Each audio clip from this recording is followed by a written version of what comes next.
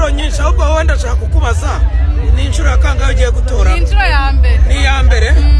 Uwa 2014. Okay. Ngiye ni nk'inshuro ya 4 cyangwa ya 5.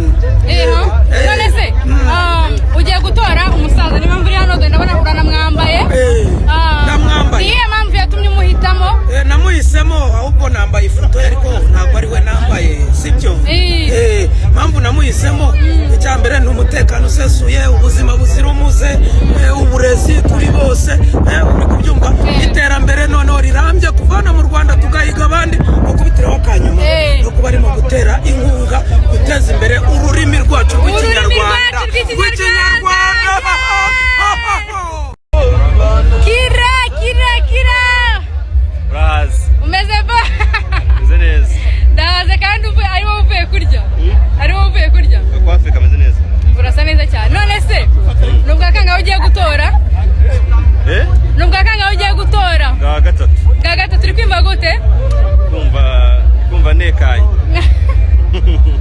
Okay, none se ko mbona ibintu byose byakozwe wowe urumva hari iki gisigaye? Ikintu gisigaye ni ukubinogereza, ni ugusigasira bya bindi kugira atazajya biza ni kugipfunsi.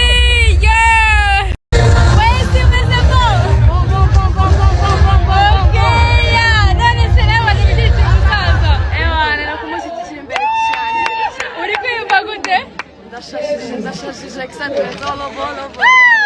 Nubwo kangahe ugiye gutora? Ni ubwa mbere. Ntabwo ufite?